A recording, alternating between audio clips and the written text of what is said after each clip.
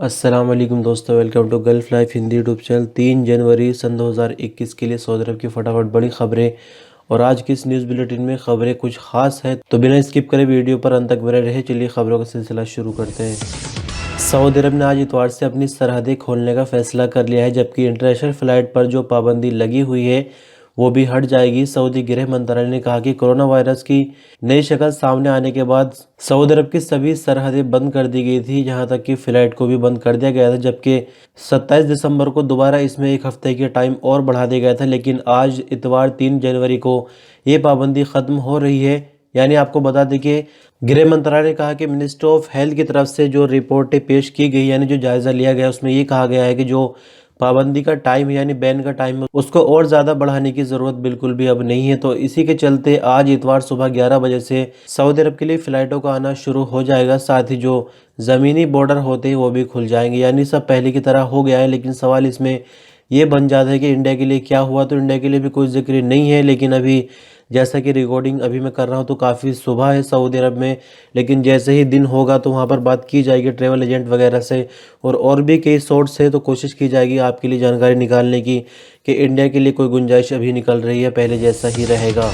Saudi highway police की तरफ से आने वाले जुमरात से, यानी मानकर चलिए 7 जनवरी सन 2021 से नॉर्दर्न बॉर्डर और बाहर रीजन में सीट बेल्ट और ड्राइविंग के दौरान मोबाइल इस्तेमाल करने पर जो ऑटोमेटिक चालान कटता है, बाकी शहरों में वो शुरू किया जा रहा है। हाईवे पुलिस की तरफ से ट्विटर पर जानकारी दी गई कि अल-बाहा रीजन और नॉर्दर्न बॉर्डर के हाईवेज पर ऑटोमेटिक चालान सिस्टम शुरू किया जा रहा है, जिसका बाकायदा यानी ऑफिशियली उद्घाटन जुमेरात 7 जनवरी से कर दिया जाएगा। साथ ही आपको बता दें कि इन इलाकों में जो हाईवे पेट्रोलिंग पुलिस होती है उनको भी इख्तियार दिया गया है कि वो भी मैनुअल चालान कर सकते हैं अगर कहीं किसी तरह का वायलेशन देखते हैं तो। थोड़ी सी जानकारी इसमें अपनी तरफ से शामिल कर दूं, जो कि एक्सपीरियंस के बेस पर मैं आपको बता रहा हूं कि ईयरफोन अगर आप इस्तेमाल करते हैं या ब्लूटूथ वाली ईयरबड्स इस्तेमाल करते हैं तो किसी तरह की कोई प्रॉब्लम बिल्कुल भी नहीं होगी। जहां तक सीट बेल्ट का मामला है तो इसमें किसी तरह की कोई गुंजाइश नहीं है। और मोबाइल फ़ोन की जहाँ तक बात है तो सिर्फ तभी आप पर जुर्माना लगेगा या चालान लगेगा जब आप मोबाइल फ़ोन हाथ में इस्तेमाल करेंगे और कान पर उसको लगाएंगे। ईयरफोन वगैरह इजीली इस्तेमाल कर सकते हैं, कोई प्रॉब्लम नहीं होगी। Saudi ministry of human resources के secretary for labour policies engineer Hani bin Abdul Mohsin Al Majin ने कहा कि अजनबी वर्करों की फैमिली और इकामा फीसों पर गौर किया जा रहा है, हो सकता है कि उनमें कोई बदलाव किया जाए। यानी आपको खबर को थोड़ा सा आसान शब्दों में समझा दूं, जैसे कि 14 मार्च से कानून नया लागू हो जाएगा, यानी 15 मार्च से पूरी तरह से अमल में आ जाएगा इसी साल 2021 में।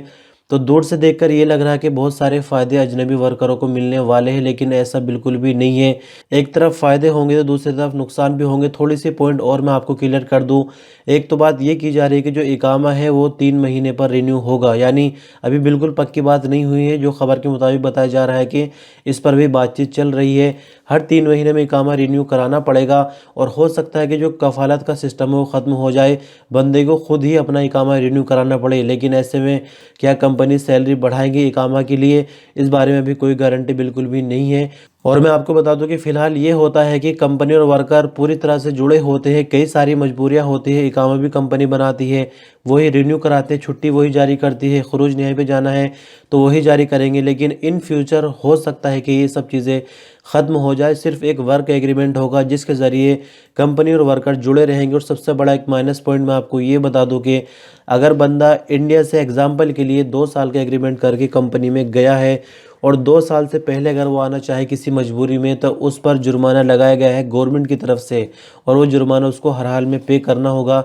जबकि पहले ऐसा कोई भी नियम नहीं था। कंपनियां खुद परेशान करती थी बंदे को एग्रीमेंट से पहले भेजने के लिए कि इतने पैसे हमें दो, वो उनकी अपनी मर्जी होती थी। और कुछ कंपनियां बंदों को भेज देती थी फ्री में ही, बट अब ऐसा बिल्कुल भी नहीं है। गवर्नमेंट की तरफ से ये नियम लगा दिया गया है कि अगर कॉन्ट्रैक्ट पूरा करने से पहले बंदा जाता है तो उस पर जुर्माना लगेगा, यानी हर्जाना कंपनी को देना पड़ेगा। तो आप देख सकते हैं आहिस्ता आहिस्ता चीज़ें सामने निकल कर आ रही है, लेकिन जहाँ कहीं इसमें कुछ फ़ायदे नज़र आ रहे हैं तो दूसरी साइड आपको इसके नेगेटिव पॉइंट्स भी देखने को मिलेंगे। बाकी इंतज़ार रहेगा 15 मार्च के, इससे पहले और कुछ भी इसके बारे में जानकारी आती है तो आपसे ज़रूर शेयर करेंगे। सऊदी अरब में खुरूज निहाई वीज़ा कैंसिल कराने पर कितना जुर्माना होता है और उसका तरीका क्या होगा। सऊदी जवाज़ात की तरफ से ली गई जानकारी के मुताबिक इस सवाल का जवाब ये है कि खुरूज निहाई को भी कैंसिल करा जा सकता है। सबसे पहले तो मैं आपको बता दूं कि खुरूज निहाई लगने के बाद 60 दिन का टाइम बंदे को दिया जाता है सऊदी अरब में रहने के लिए, ताकि अपने मामला जो है निपटा सके, तैयारी वगैरह कर सके। लेकिन अगर ऐसा नहीं हो पा रहा है और बंदे को सऊदी अरब में रुकना है तो खुरूज निहाई कैंसिल हो सकता है। 1000 रियाल उसका फ़ाइन लगता है रिटर्न करने के लिए खुरूज निहाई का। और साथ ही मैं आपको बता दूं कि इकामे का वैलिड होना ज़रूरी है।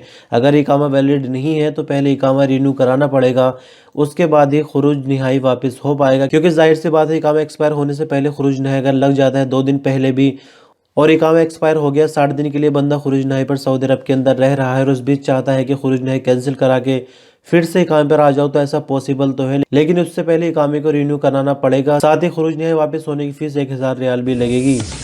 सऊदी हेल्थ इंश्योरेंस काउंसिल ने सरकारी अस्पतालों में इंश्योरेंस कंपनियों के बीच में मामले तय करने के लिए इंश्योरेंस पॉलिसी में कुछ बदलाव कर दिया है। सऊदी हेल्थ इंश्योरेंस काउंसिल के स्पोकमैन उस्मान अल कस्बी ने कहा कि इंश्योरेंस कानून की दफ़ा 11 में बदलाव किया गया, जिसके चलते ट्रैफिक हादसों का शिकार होने वाले जख्मियों का इलाज इंश्योरेंस कंपनियों के जिम्मे होगा। खबर को थोड़ा सा इजी करके आपको समझा देता हूँ कि पहले ऐसा होता था कि अगर कोई जख्मी हो जाता है ट्रैफिक हादसे में तो गवर्नमेंट हॉस्पिटल में उनको भर्ती किया जाता था और इलाज जो है पूरी तरह से फ्री होता था। लेकिन अब ऐसा बिल्कुल भी नहीं रहेगा। अब अगर कोई ट्रैफिक हादसे में जख्मी होता है तो इलाज तो सरकारी अस्पताल में ही होगा, लेकिन इलाज का टोटल खर्च कितना होगा वो बंदे से नहीं लिया जाएगा।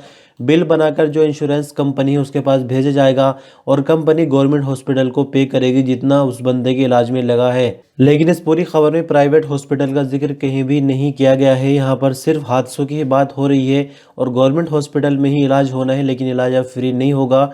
इंश्योरेंस कंपनियां गवर्नमेंट को पैसे देंगी, बंदे पर कोई जोर नहीं पड़ेगा, लेकिन इसके लिए जो इंश्योरेंस कार्ड है वो बिल्कुल वैलिड होना चाहिए।